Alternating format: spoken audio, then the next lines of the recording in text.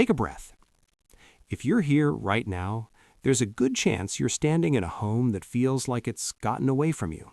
Maybe a little, maybe a lot. Maybe you walk past a room and feel that little twist of anxiety, the one that whispers, I really need to deal with all of this.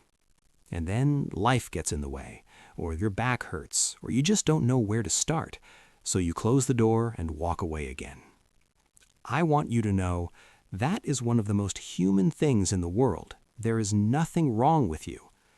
Decluttering after 60 is genuinely different from decluttering at 35. You're not clearing out an apartment you've lived in for 3 years. You're dealing with a lifetime, with memories, with things that belonged to people you loved, with pieces of who you used to be. Most advice out there ignores all of that. It treats decluttering like it's a productivity project, like you just need the right bin and a free weekend. Today, I want to do something different. I want to share 7 rules that are specifically for people in their 60s, 70s, and beyond. Rules that are honest, rules that are kind, and rules that actually work when you have a real home, a real life, and real emotions attached to your belongings. Stay with me. We're going to do this together. And before we get into Rule 1, if you've ever felt overwhelmed by clutter and didn't know where to start, I want you to type the word START in the comments right now. Just that one word. It tells me you're here, it tells me you're ready, and honestly, it's a small act of commitment to yourself. Go ahead, I'll wait. Rule 1. Start with what's easy, not what's important. Every decluttering expert will tell you to start with a category or to tackle the hardest thing first so you build confidence, or to follow a specific method. I'm going to ask you to ignore all of that, and at least in the beginning. When you're just getting started, your only job is to build momentum. And momentum does not come from hard decisions. It comes from easy wins. So here's what I want you to do first. Find the easiest possible thing in your home to declutter. Maybe it's the junk drawer in the kitchen. You know the one with dead batteries, takeout menus from restaurants that closed years ago, and 12 pens that don't work. Maybe it's the medicine cabinet. Maybe it's the stack of magazines by the door. Maybe it's just the expired food in the back of the pantry. It doesn't matter what it is. What matters is that it requires almost no emotional energy. You're not going to miss those dead batteries.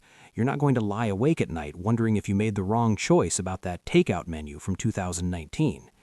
What you will feel, and this is the important part, is a small, quiet sense of satisfaction. A cleared surface, a little more breathing room. Your brain will notice. It will want more of that feeling. That is the entire point of Rule 1. You are not trying to declutter your house today. You are trying to convince your brain that decluttering feels good. Because once your brain believes that, the rest becomes so much easier. Do not start with your late mother's china. Do not start with old photographs. Do not start with your children's artwork from 1987. Those things require emotional energy, and you want to save that for later when you've warmed up and built some confidence. Start easy, win small, build the habit. Rule 2. You are not betraying anyone by letting go. This is the rule nobody says out loud, but it might be the most important one in this entire video. So many people, especially those over 60, hold on to things because letting go feels like a betrayal. You keep the dining set because your mother gave it to you, and if you give it away, it feels like you're giving away her. You keep your husband's tools even though nobody in the house uses them because they were his and they still smell like him, and getting rid of them feels like losing him all over again. You keep the children's artwork, the school reports, the tiny shoes, because they're proof that those years happened, that those people existed, that you were there. I understand all of that. I really do. And I want you to hear this as clearly as I can say it. The love you have for those people does not live in the objects. It lives in you. You can release the dining set and still carry your mother in your heart every single day. You can donate the tools and still feel your husband's presence in your life. You can let go of the tiny shoes and still treasure every memory of those years. Keeping something out of guilt is not the same as honoring someone. In fact, I'd argue that honoring someone means living fully, not being weighed down by objects that make you sad every time you see them. Letting go is not forgetting. Letting go is not betrayal. Letting go is one of the most courageous, loving things you can do for yourself and for the people who care about you. I want to ask you something personal, and you can answer honestly in the comments below. Is there one item in your home that you're holding on to out of guilt rather than love? You don't have to name it specifically, just tell me, is there something like that? I think more people than we realize are carrying this burden, and sometimes just saying it out loud helps. Comment below. This is a safe place. Rule 3. 1 hour a day is more than enough. I want to talk about your body for a moment.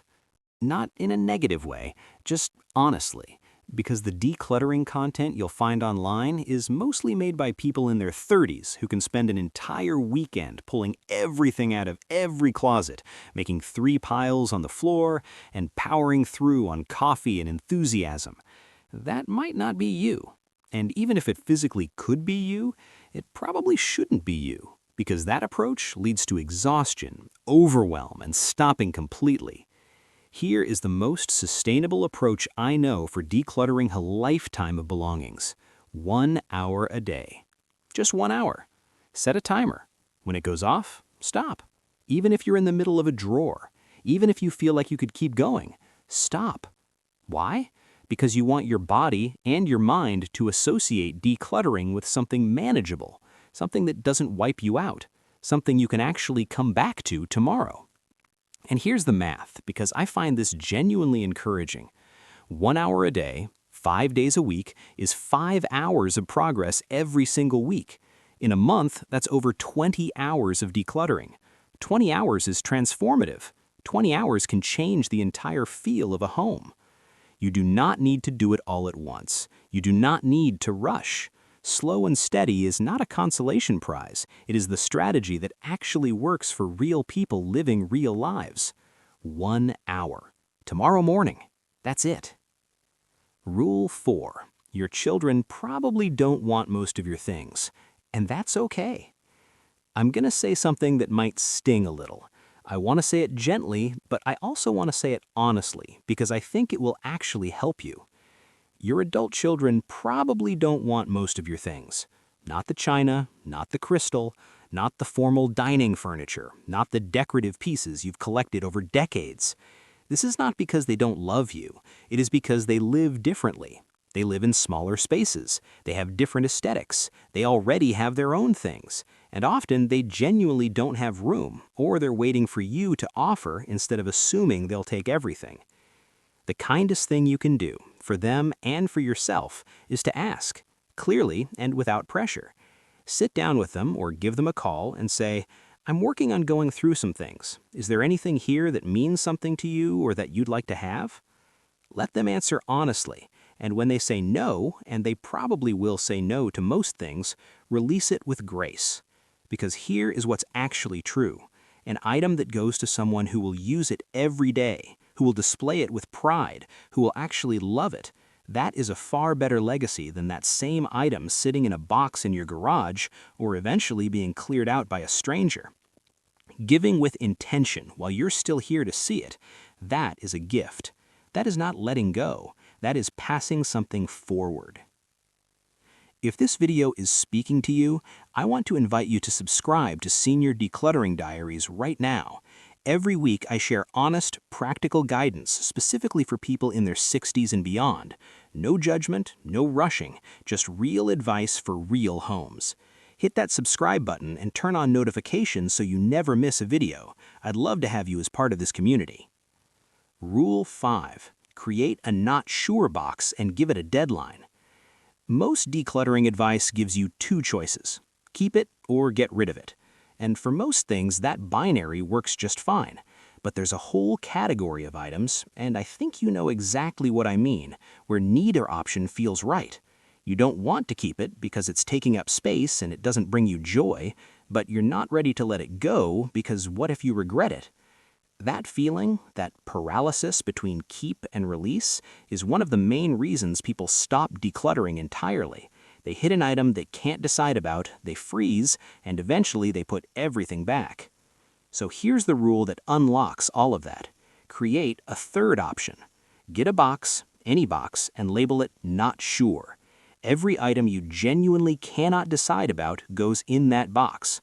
Don't agonize over it, just put it in. Then seal the box. Write today's date on the outside and choose a deadline. 30 days, 60 days, 90 days, whatever feels right for you. When the deadline arrives, here's the rule. If you haven't opened that box to retrieve something in all that time, donate it without looking inside. I know that sounds scary, but here's what happens in practice.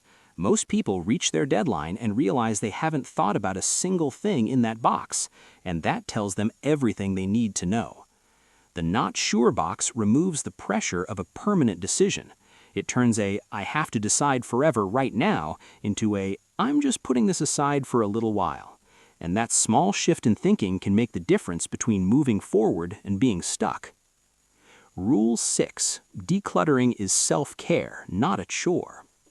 I want to change the way you think about this whole process, because somewhere along the way, most of us were taught to see decluttering as a burden, something to dread, something to put off, something that makes you feel tired and guilty before you even started. What if I told you that's exactly backwards? Every single item you release is one less thing to dust, one less thing to insure, one less thing to move if you ever need to move, one less thing to trip over in the night, one less thing to worry about. A lighter home means easier mornings. It means being able to find what you actually need. It means having space to breathe, literally and emotionally. And here is the part that I think matters most of all. If you ever need to move, whether to downsize, to be closer to your family, to move into a community, or for any reason at all, the process will be so much gentler if you've already done this work. Not just for you, for the people who love you and who will be helping you. Decluttering your home while you're healthy and clear-minded is one of the most loving things you can do for your future self. It is a gift. It is an act of care. It is freedom. Treat it like that. Put on music you love. Make yourself a cup of tea. Take your time. You are not doing chores. You are reclaiming your space. You are lightening your own load. You are choosing ease over weight. That is self-care. Full stop. We're almost at Rule 7, but before we get there, I want to hear from you. Of the 6 rules we've talked about so far, which one resonated with you the most? Leave the number in the comments. Just the number. 1, 2, 3, 4, 5, or 6. I read every single comment on this channel, and knowing which rules are hitting home helps me make better videos for you. Hit that subscribe button and turn on notifications so you never miss a video. I'd love to have you as part of this community. Rule 7. Done is better than perfect. And here we are, Rule 7, the last one, and in some ways the most important one to leave you with. Perfectionism will kill your progress faster than almost anything else, and it's sneaky because it doesn't always feel like perfectionism. It disguises itself as being careful, being thorough, being responsible. It sounds like, "I'll start once I find a right storage system," or "I'll tackle that closet once I have a full free day," or "I need to research the best way to donate before I can get rid of anything." And meanwhile, nothing moves, nothing changes. The drawer stays full, the closet stays closed, and the feeling of being overwhelmed stays exactly the same. Here is the truth. A shelf that is half cleared is infinitely better than a shelf that is untouched because you were waiting to do it perfectly. You do not need matching storage containers. You do not need color-coded labels. You do not need a before and after photo that would look good on Pinterest. You do not need a system. You do not need to do it all at once. You just need to start, and then to keep going. One small decision at a time. One box, one shelf, one drawer, 1 hour. Imperfect progress is still progress. A home that is slightly less cluttered today than it was yesterday is a success. Give yourself permission to do this imperfectly, because done, even imperfectly, messily, slowly done, will always, always beat perfect but never started. So, there you have it. 7 rules for decluttering after 60 that nobody else is saying. Let me read them back to you one more time because I want them to stay with you. Rule 1. Start with what's easy, not what's important. Build your momentum with small, simple wins first. Rule 2. You are not betraying anyone by letting go. The love lives in you, not in the objects. Rule 3. 1 hour a day is more than enough. Slow, consistent progress will transform your home. Rule 4. Your children probably don't want most of your things, and that's okay. Ask first, release with grace. Rule 5. Use a not sure box with a deadline. Give yourself permission to be undecided, for now. Rule 6. Decluttering is self-care, not a chore. You are lightening your load and freeing your future self. And Rule 7. Done is better than perfect. Start imperfectly. Keep going imperfectly. That is enough. If this video helped you today, even a little, I want you to know that that was the whole point. This channel exists for people exactly like you, people who have a lifetime of living to honor and who are ready to move forward with kindness towards themselves.